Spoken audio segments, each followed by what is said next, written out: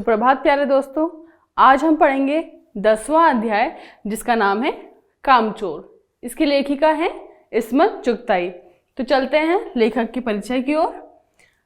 लेखक इस्मत चुगताई जो थी वो असल में उर्दू में लिखती थी। इनका जन्म जो था उत्तर प्रदेश के बदायूं में हुआ था, तब जब हमारा देश ब्रिटिशों का उपनिवेश था।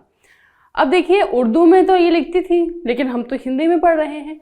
तो क्या होता है कि जब कोई लेखक बहुत बड़ा अच्छे काम करता है, अच्छा लिखता है, तो अक्सर हिंदी में अलग अलग भाषाओं में उसके जो रचना होती हैं उसको कोई और प्रकाशित या अनुवाद करता है, फिर वो प्रकाशित होती है। तो इसी तरह से ये जो कहानी है ये भी असल में ये उर्दू में लिखी गई होगी और बाद में ये अनुदित होकर हिंदी में आई। और ये काफ़ी सुंदर कहानियाँ इन्होंने लिखी, बहुत सारे उपन्यास भी लिखे, बल्कि स्त्री मुक्ति या स्त्री के लिए, स्त्रियों के लिए इन्होंने इतनी ऐसी कहानियाँ लिखी हैं कि इन पे कई मुकदमे भी चले उस वक्त, बहुत पहले की बात है। और इनकी बहुत बड़ी बड़ी फेमस कहानियाँ हुई, जैसे बिच्छू फूफी, लिहाफ, छुई मुई, ये कहानियाँ बहुत ही प्रसिद्ध हुई। और इसके अलावा इनकी आत्मकथा है कागजी है पैरहन, जो बहुत ही ज़्यादा प्रसिद्ध हुई। तो देखते हैं इस कहानी में लेखिका हमें क्या बता रही हैं। इस्मत चुगताई की कहानी कामचोर लगभग ऐसे हर घर की कहानी है जिसमें दो या दो से ज़्यादा बच्चे वो भी कामचोर होते हैं। यह कहानी लेखिका वो उसके परिवार के अन्य बच्चों की कहानी है, जो दिन भर या तो बैठकर आराम फरमाते हैं या फिर मस्ती मौज और शरारत करने में अपना पूरा दिन निकाल देते हैं। यहाँ तक कि वे खुद के कार्य भी अपने आप नहीं करते। तो देखिए, शुरुआत ऐसे ही होती है इस कहानी की कि माँ पिता उनके कहते हैं कि अरे कैसे बच्चे हो गए, निठल्ले एकदम बैठे रहते हैं, कोई काम ही नहीं करते, एकदम मौज मस्ती में रहते हैं, शरारत करते रहते हैं। न इन्हें किसी काम से, कोई काम तो नहीं ही करते हैं, लेकिन अपने लिए पानी तक नहीं लेते।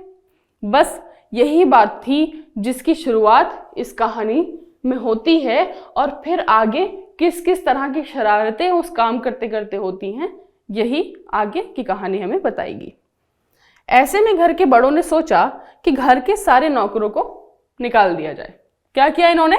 सारे नौकरों को निकाल दिया और इन निकम्मे बच्चों को घर के छोटे छोटे कामों में हाथ बटाना सिखाया जाए।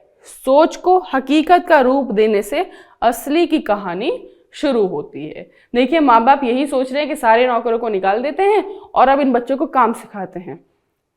हमारे घर में भी होता है कि हमारे माँ बाप कभी कभी कहते हैं अरे तुम्हें ये करना नहीं आता, चलो करते हैं, आज तुम्हें सिखाते हैं। तो मम्मी कभी कभी चिढ़ के कहती हैं कि अरे देखो इस लड़के को तो कुछ आता ही नहीं है, या चलो चाय बनाना सिखाती हूँ आज तुम्हें, चलो झाड़ू लगाना सिखाती हूँ। तो धीरे धीरे हमारे कामों का भी जो ट्रेनिंग होती है वो माँ बाप ऐसे ही देना शुरू करते हैं कि अपने लिए काम करना सीखो, अपना बिस्तर साफ करना सीखो, अपने घर में रूम में झाड़ू लगाना सीखो, यही सब तो करते हैं। लेकिन यहाँ बहुत सारे बच्चे हैं और इन बहुत सारे बच्चों को सिखाने का जो सपना वो माँ बाप देखते हैं, उसको जब हकीकत बनाना चाहते हैं, बस यहीं से ये कहानी शुरू होती है और ये गड़बड़ झाले की कहानी यहीं से शुरू हो जाती है। तो गड़बड़ क्यों है ये हम आगे देखेंगे। माँ बाप की बातों को सुनकर बच्चों ने सोचा कि कुछ काम हमें भी खुद करना चाहिए। अब बड़े अच्छे बच्चे हैं, उन्हें लगा रहे हाँ काम तो हम कुछ नहीं कर रहे, चलो कुछ करते हैं बढ़िया, जो माँ बाप खुश हो जाएं। बच्चों ने काम की शुरुआत अपने लिए पीने का पानी खुद लेने से की और फिर सभी बच्चे मटके और सुराहियों से पानी लेने दौड़ पड़े। तो उन्हें लगा कि अच्छा ठीक है, हम बैठे बैठे ही खाते पीते रहते हैं, हमें पानी लेने भी नहीं उठना पड़ता, ये तो बड़ा गलत है। चलो देखते हैं कि हम आज से ज़रूर काम करेंगे और सबसे पहले यही करते हैं कि हमें खुद के लिए जो पानी लेना है वो हम पहले खुद से लेंगे, अब हम नौकरों को नहीं पुकारेंगे। बस यहीं से पानी लेने वो जब उठते हैं, पहले पानी लेने के चक्कर में धक्का मुक्की शुरू हो गई। कोई किसी से डरने वाला तो था नहीं, क्यों डरेगा? आपस में बच्चे हमेशा कहते हैं ना कि हम तुमसे डरते थोड़ी हैं, कोई एक धक्का देगा तो हम दो धक्के देंगे। तो वही सब, कोई किसी की सुनने वाला भी नहीं था। वहीं पर फिर किसी से लड़ाई झगड़ा शुरू हो गया। नतीजा क्या था सारे मटके, सुराही, पतीली इधर उधर बिखर गए और बच्चे बुरी तरह से पानी से भीग गए। जब एक बच्चा उठा, दो उठे, तीन, सब एक साथ ही उठ गए। एक साथ उठे तो भाई आपस में धक्का मुक्की हुई तो सब इधर उधर लोटे वगैरह गिर गए और सब बच्चे पानी से भीग गए। तो देखिए काम करने के चक्कर में क्या क्या होता जाता है आगे, यही सब हम आगे पढ़ेंगे। और कितनी सुंदर, कितनी चुटकुलों भरी भाषा में, कितने हंसाने वाले इन उदाहरणों के साथ लेखिका ने हमें बताया है कि एक बहुत ज़्यादा बच्चों वाले घर में क्या क्या समस्याएं आ सकती हैं। आगे देखते हैं। लेखिका की माँ ने फरमान सुनाया, जो काम नहीं करेगा उसको रात का खाना नहीं दिया जाएगा। क्या फरमान सुनाया? कि रात का खाना नहीं दिया जाएगा उसको जो काम नहीं करेगा, है ना। यह सुनते ही सभी बच्चे काम करने के लिए राजी हो गए। लेखिका की माँ ने बच्चों को कई सारे काम बताए, जैसे गंदी दरी साफ करना, आंगन में पड़े कूड़े को साफ करना, पेड़ पौधे में पानी देना। साथ में लेखिका के पिता ने बच्चों को इनाम का लालच भी दे दिया। तो देखिए ये तो सोने पे सुहागा हो गया। कह रहे हम काम करेंगे हमें कोई इनाम भी मिलेगा, ये तो बहुत अच्छी बात है। और माँ ने भी कह दिया कि खाना नहीं मिलेगा, ये डरने वाली बात है। तो अब तो काम करना ही पड़ेगा। बच्चों ने अपने काम की शुरुआत फर्श पर पड़ी दरी साफ करने से शुरू की। दरी के धूल साफ करने के लिए बच्चों ने उस पर लकड़ी के डंडों से मारना शुरू किया, जिसकी वजह से क्या हुआ, दरी की सारी धूल कमरे में फैल गई और बच्चों के नाक और आंख में घुस गई, जिसकी वजह से वो खांसते खांसते बेदम हो गए। हमें पता है ना, दरियाँ वरियाँ बिछी रहती हैं तो इतनी धूल होती है, सब चल के जाते हैं कि अगर हम उसे अच्छे से झाड़ना शुरू करें तो सब धूल इधर उधर बिखर जाती है और बहुत मुश्किल होती है। तो बस यही दिक्कत हुई कि क्या हुआ कि सारे बच्चों सभी एक ही काम पे डट जाते थे। अब जब एक ही काम सारे बच्चे करेंगे तो वो काम बिगड़ेगा ही ना। जहाँ इतने सारे बच्चे काम एक ही साथ करने लग जाएंगे वो बिगड़ता ही था। तो सही यही हुआ कि सबके आँख नाक में धूल घुस गई और इस तरह से सारे बच्चे खांस खांस के परेशान। इसके बाद बच्चों ने दूसरा मोर्चा संभाला, आंगन में झाड़ू लगाने का। आंगन में झाड़ू लगाने का दूसरा मोर्चा था। कुछ बच्चों के दिमाग में यह बात आई कि झाड़ू लगाने के पहले थोड़ा पानी डाल देना चाहिए, है ना। फिर क्या था, दरी में डालकर पानी छिड़कने का कार्य शुरू हुआ। काम तो क्या होना था, लेकिन छीना झपटी की वजह से बच्चों ने झाड़ू के तिनके अलग कर दिए। पानी डालने की वजह से पूरे आंगन वो बच्चे कीचड़ से सन गए। क्या था, इन्होंने पहले सोचा कि पानी डाल देना चाहिए, तो उन्होंने क्या किया, पानी छिड़ककर पूरे कमरे को पहले गंदा कर दिया। मतलब थोड़ा पानी छिड़का जाता है, लेकिन बच्चे समझते तो है नहीं कि कैसे डालना है, क्या करना है। उन्होंने बहुत सारा पानी डाल दिया और सब कीचड़ कीचड़ हो गया। इसी वजह से क्या हुआ कि झाड़ू के तिनके भी छीना झपटी में टूट गए। तो काम तो क्या ही होना था, लगातार काम बिगड़ते चले गए। अब आगे क्या किया, खैर अगला काम था पेड़ पौधों में पानी देना। सारे बच्चे घर की सारी बाल्टियों, लोटे, भगोने इनको लेकर पौधों में पानी डालने निकल पड़े। अब पानी भरने के लिए भी लड़ाई झगड़ा धक्का मुक्की शुरू हो गई। नतीजा क्या था, सारे बच्चे कीचड़ से सन गए। बच्चों को काबू करने के लिए सभी बड़ों को, भाइयों को, मामा मामी को, मौसी को बुला लिया गया। फिर आसपास के नौकर बुलाए गए और मतलब इतने वो गंदे हो गए थे कि आसपास के नौकरों को बुलाया गया और 4 आने पर बच्चा देकर उनकी नहलाई धुलाई करवाई गई। मतलब उन्होंने इतना परेशान कर दिया कि काम तो उनसे कुछ नहीं हुआ, इतने सारे काम बढ़ा जरूर दिए। अब आगे देखते हैं। बच्चे यहाँ मान चुके थे कि उनसे सफाई और पौधों में पानी देने का काम नहीं हो सकता है। अब देखिए ये काम तो, इसमें तो हार गए बच्चे। अब आगे क्या करना चाहिए, काम तो उन्हें करना है भाई, खाना भी चाहिए और एक इनाम भी चाहिए जो पिता उन्हें देने वाले। अब क्या हो, इसलिए अब वो मुर्गियों को उनके दड़बे में, जहाँ मुर्गियों का घर होता है छोटे छोटे, उसमें डालेंगे। इसी का काम वो करेंगे। फिर क्या था, सब मुर्गियों के पीछे, मुर्गियां आगे आगे, बच्चे पीछे पीछे। अब क्या कहा जाता है, चल मुर्गी दड़बे दड़बे दड़बे दड़बे। जब दड़बे दड़बे कहो तो मुर्गियां ऐसा समझती है कि हाँ उनको वहां जाना है दड़बे में। लेकिन इनसे तो मुर्गियां डर गई। आज तक तो बच्चों को केवल उधम काटते ही देखा है, कभी मुर्गियों को परेशान कर रहे हैं। तो मुर्गियां उन्हें क्यों अच्छा समझेंगी, वो तो उनसे डरेंगे ही ना। बस यही हुआ, मुर्गियां डर गई, वो सब इधर उधर भागने लगी, इधर उधर भागने लगी। डर से भागती मुर्गियों ने घर की रसोई से लेकर पूरे आंगन में खूब उत्पात मचाया। तो क्या किया कि कभी किसी चीज में पैर चले गए, वो गंदे पैर वो किसी के दुपट्टे पे लेके चल पड़ी, उनका दुपट्टा खराब कर दिया। तो ऐसे कई जगह उल्टे सीधे डिजाइन बनाते हुए मुर्गियां निकल पड़ी। मुर्गियां उन बच्चों के हाथ बिल्कुल नहीं आई। तो आगे क्या होता है, अचानक कुछ बच्चों का ध्यान घर आती हुई भेड़ों के ऊपर गया। अब भाई भेड़ें भी पल रही हैं घर में।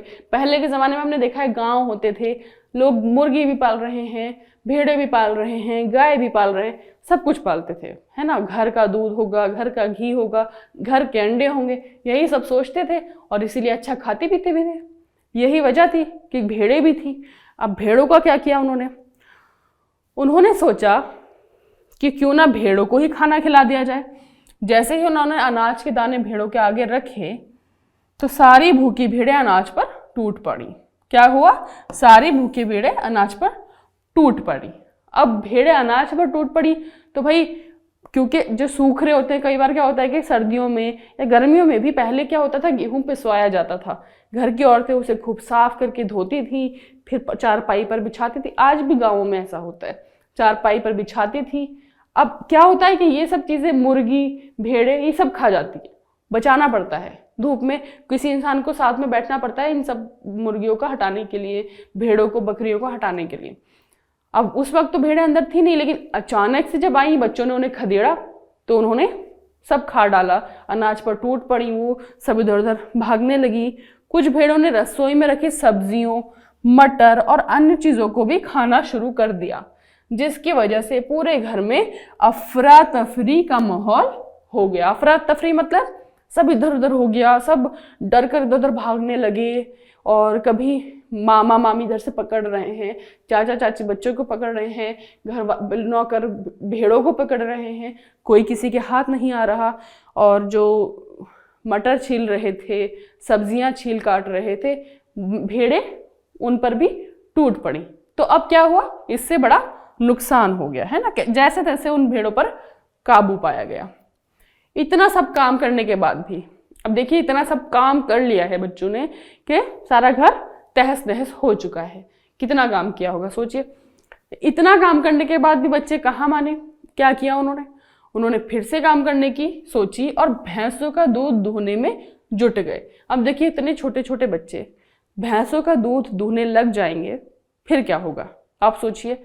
कि भैंस अगर किसी नए इंसान का हाथ पड़ जाए तो वो बिदक जाती है, कई बार उसको गुस्सा आ जाता है, पैर मार देती है, लात मार देती है।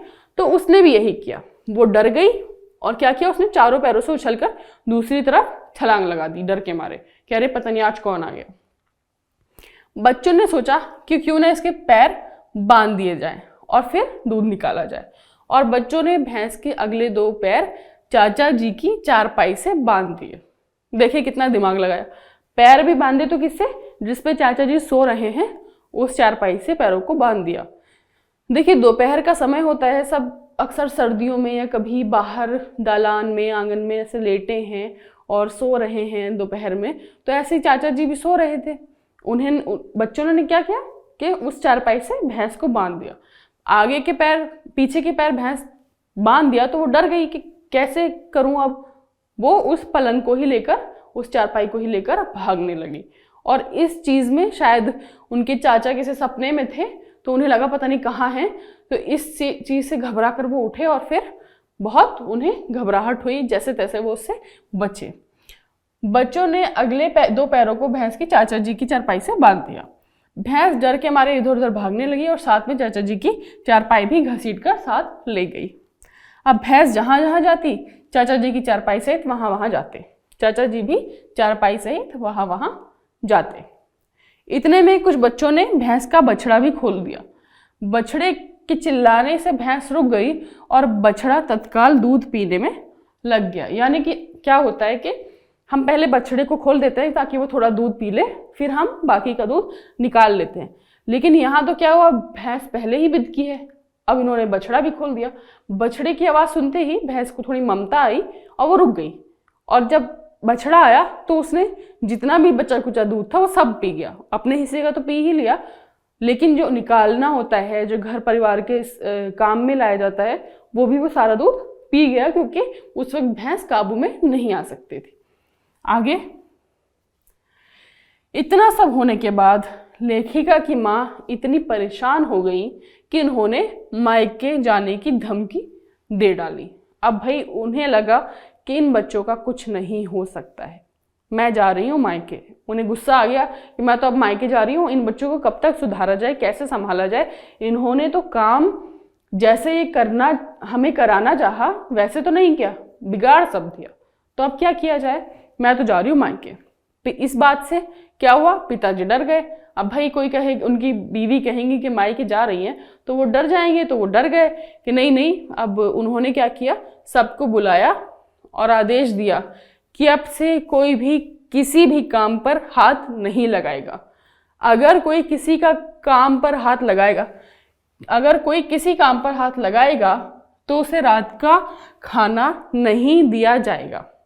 तो पहले काम करने के लिए रात के खाने की धमकी दी थी, अब काम ना करने के लिए धमकी दी गई। यानी कि माँ पिता बच्चों से इतना त्रस्त हो गए कि उन्हें लगा कि अगर अब कोई काम करेगा तो फिर उसको खाना नहीं दिया जाएगा। इस तरह से इस पाठ में जहाँ से बात शुरू हुई थी वहीं पे आके बात खत्म हो गई। यानी कहानी जहाँ से शुरू हुई थी वहीं पर आकर खत्म हो गई। निकम्मे बच्चे जो पहले भी थे, कोई काम नहीं करते थे, आज के बाद भी नहीं करेंगे। यानी कि उन बच्चों ने इतना सताया, इतना परेशान किया काम करने के लिए लोगों को, कि उन्हें लगा, हाथ जोड़ लिए कि नहीं अब काम नहीं करना है भाई, तुम काम मत करो, हम अपने काम खुद कर लेंगे। यानी कि वो बच्चे इतने निकम्मे थे कि वो किसी भी तरह से काम नहीं कर सकते थे। उन्हें काम करने के लिए दो या ना दो, वो उस काम को बिगाड़ ही देंगे। यही सब इस पाठ में बहुत ही अच्छे ढंग से हमें लेखिका ने बताया है। तो आगे शब्दार्थ देख लेते हैं। देखिए काफी सारे शब्दार्थ हैं, जिसमें सबसे पहला दबैल। दबैल माने कि दब्बू। वो कहते हैं कोई किसी का दबैल तो था नहीं, कोई किसी से दबता तो था नहीं, तो यानी कि कोई दब्बू तो था नहीं। तो यहाँ दब्बू मतलब डरना, जो बच्चा कभी डरता हो किसी से, है ना, या बड़ी बहनों से या बड़े भाइयों से, दब्बू। दूसरा है तनख्वाह। तनख्वाह हम सबको पता है वेतन, है ना, या मेहनताना या पगार, जो भी कह ले। लथपथ। लथपथ होता है क्या, मतलब सना हुआ, एकदम तर। तो बच्चे कीचड़ से लथपथ हो गए थे। आगे देखते हैं मोरी, है ना, नाली या गंदे पानी की नाली। हमने देखा होगा कि पुराने घरों में हैंडपंप वाले नल होते थे, या अक्सर देखा होगा कि नाली के निकलने की जो जगह होती है वहाँ जो ऐसे करके छेद सा बना होता है उसे ही मोरी कहते हैं ना। बेनकेल। बेनकेल, तो नकेल का मतलब होता है जो पशुओं की नाक में नकेल पहनाई जाती है ना, जिससे उन्हें बांधा जाता है, उसे क्या कहते हैं, नकेल कहते हैं। तो बेनकेल यानी कि जिसमें नकेल ना हो, जो बिना नकेल के हो, बिना ऐसी चीज के हो जिसे बांधा जा सके, बेनकेल। आगे है दालान। दालान देखिए पहले के घर ऐसे होते थे कि सबसे पहले एक कमरा होता था, फिर एक कमरे के बाद सहन जैसा होता था, उसे ही दालान कहा जाता था, जो ऊपर से तो ढका होता था लेकिन सामने से खुला होता था, और उसके बाद आंगन आता था। तो पहले के घरों में ये 3 स्तर होते थे कि पहले कमरा होगा, फिर दालान होगा, फिर आंगन होगा। तो इस बीच की चीज को दालान या सहन कहा जाता था, ठीक है, या अब बरामदा भी कहते हैं। बटालियन। बटालियन पलटन। तो यहाँ लेखिका ने बच्चों की पलटन को बटालियन का नाम दिया है। पलटन हमें पता है बहुत सारे लोग जब होते हैं या बहुत सारे बच्चे, तो बटालियन जो शब्द है वो तो सेना से लिया गया है, सेना में होती है बटालियन, तो उन्होंने यहाँ बच्चों को वही नाम दिया है। आगे है मातम। आगे है मातम, ठीक है। मातम का मतलब क्या होता है, शोक मनाना। कोई जब गुजर जाता है या कोई भी दुख की बात होती है, तो जब हम दुखी होते हैं, दुखी हो रहे होते हैं या लोग रो रहे होते हैं, उसे हम क्या कहते हैं, मातम। इसके बाद है घमासान। हम कहते हैं ना कि घमासान बारिश हो रही है, घमासान लड़ाई हो रही है, तो घमासान मतलब घोर, भयानक। अब फर्शी, फर्श पर बिछी हुई, तो उसमें था ना कि फर्शी दरी, यानी कि जो फर्श की दरी होती है, फर्श पर बिछी हुई, है ना, तो उसे क्या कहा जाता है, फर्शी का मतलब फर्श पर बिछी हुई या फर्श के लिए। दड़बा, मुर्गियों के रहने की जगह दड़बा, है ना। तरकारी, सब्जी, तरकारी का क्या अर्थ होता है, सब्जी। कोर्ट मार्शल, कोर्ट मार्शल क्या होता है कि जब कभी फौज में, सेना में कोई भी व्यक्ति कोई गलत काम या ऐसा काम कर देता है जो गैर कानूनी है, तो उसे क्या भारतीय सरकार जो कोर्ट है हमारी, सुप्रीम कोर्ट या हाई कोर्ट, उसमें लाया जाता है? नहीं, उसे उसमें नहीं लाया जाता। उसके लिए ये सारी प्रक्रिया अलग होती है। यानी कि फौज में अपने आप से एक पूरी न्याय व्यवस्था होती है। तो जब किसी फौजी अदालत में सज़ा सुनाने का तरीका जो होता है वो कोर्ट मार्शल कहलाता है। तो फौजियों की अलग अदालत होती है, वहीं होती है फौज में ही, तो उसमें जो सज़ा सुनाई जाती है उसे कोर्ट मार्शल कहते हैं। उनके लिए ये सारी अदालतें नहीं होती जो आम लोगों के लिए होती है, उनके लिए अलग होती है। ठीक है, आगे क्या है, फरमान, है ना। राजसी फरमान जारी कर दिया। तो पहले क्या होता था कि राजा क्या करते थे, फरमान जारी करते थे। आज क्या होता है कि सरकार आदेश देती है, या सरकार न्यूज़पेपर में निकाल देती है कि कल से लॉकडाउन हो जाएगा, या आप लोग कोरोना से बचने के लिए ये कर सकते हैं। पहले भी फरमान हुआ करता था। फरमान मतलब राजा की जो आज्ञा होती थी उसे फरमान कहा जाता था। इसके बाद है हवाला देना, यानी कि उल्लेख करना। तो इसको इस तरह से समझा जा सकता है, शिक्षक जो थे वो पाठ का हवाला देते हुए बता रहे थे कि इस पाठ में कैसे किस भाषा का कवि ने या लेखक ने प्रयोग किया है। हवाला देना मतलब उसका उल्लेख करना, है ना, उसका उदाहरण देना, उसे हवाला कहते हैं। ठीक है, तो इस तरह से देखिए आज का ये अध्याय यही समाप्त होता है। हमने देखा कि कैसे इस अध्याय में लेखिका ने उन सारे घरों की समस्याओं को उजागर किया है जिसमें बहुत सारे बच्चे होते थे, बल्कि अभी भी कई सारी जॉइंट फैमिली जिसे कहते हैं संयुक्त परिवार वो होते हैं, जिसमें चाचा चाची, दादा दादी, है ना, ताऊ ताई और उनके बच्चे सब रहते हैं। और फिर वो जब बच्चे बहुत सारे होते हैं तो मिलकर कितनी शरारतें, कितनी परेशानियां खड़ी कर देते हैं और कितना दुखी हो जाते हैं कई बार माँ बाप उनसे, उनकी शरारतों से। यही सब इस अध्याय में दिखाने की कोशिश की गई है और ये बहुत रोचक, बड़ा ही इंटरेस्टिंग सा पार्ट हमारे सामने था जो स्मृति चुगताई जी ने लिखा है हम सब बच्चों के लिए। तो यही ये पार्ट समाप्त होता है। मिलेंगे अगले अध्याय में, तब तक के लिए धन्यवाद।